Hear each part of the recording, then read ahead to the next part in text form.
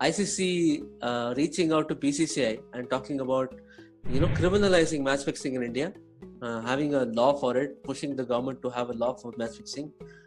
And actually, I couldn't believe that we still don't have a law for it, because I didn't realize that we don't have an actual law for it. I mean, despite such huge problems that has hit Indian cricket and world cricket. So I think Steve Richardson, who heads the ACU in ICC, he has reached out and said that criminalizing match fixing here will completely change the game for match fixing and how to fight it. So were you shocked when you knew that there is not even a law for it in India? I was shocked that it wasn't made as a criminal law yet. But the more concerning news was the way in which Richardson has put it forward.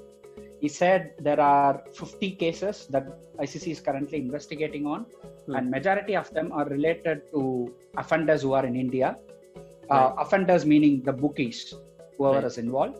And there are 8 serial offenders, So that's very concerning news. And if that's not all, he went on to say one more, pathetic news to my ears at least.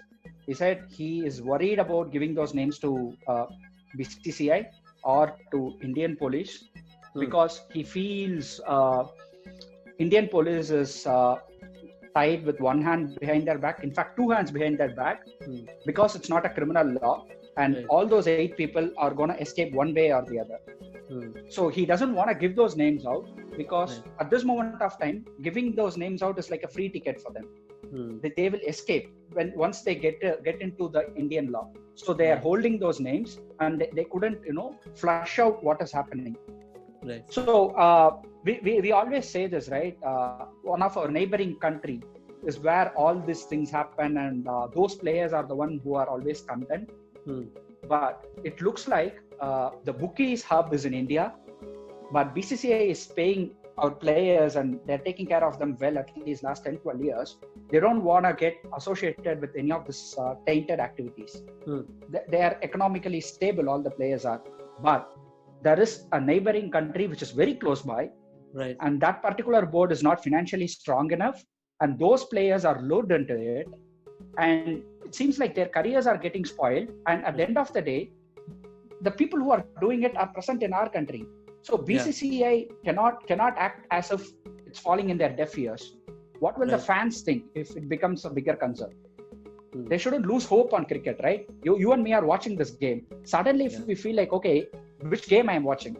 Am I watching the true game, or I am watching a game where at least one of those 22 players are going to be involved in something or the other, and the entire game loses its value. So BCCI needs to look at it. High time. Yeah, I mean, sport is all about integrity, right? So once that is lost, and anyway, we had a huge blow in 2000, and then some of Saurav Ganguly and friends, they helped revive the game, and it's still going on. And as you said, like, BCCI has to act like not just an Indian board. Like, they have to understand that probably they are the richest and most powerful board. They're like, I mean, in reality terms, they are stronger than ICC. So they have to act like a global board, in terms of safeguarding the game against any sort of things like this. And India has always been the route actually for fixers, especially the network. And maybe the players are from outside, as you said, like even Shakib got into trouble, right, for Bangladesh for, I think, failure to reporting an approach. I mean, he's such a pivotal player for them. And you have easy targets all around you. Sri Lanka, Bangladesh, Pakistan, all of them have boards which don't have enough funds to take care of the players. So, I mean, even after now, if you don't have a law, I mean, I find it a bit sinister that then people who are actually governing have something in that. So, I don't see otherwise how that's still going on.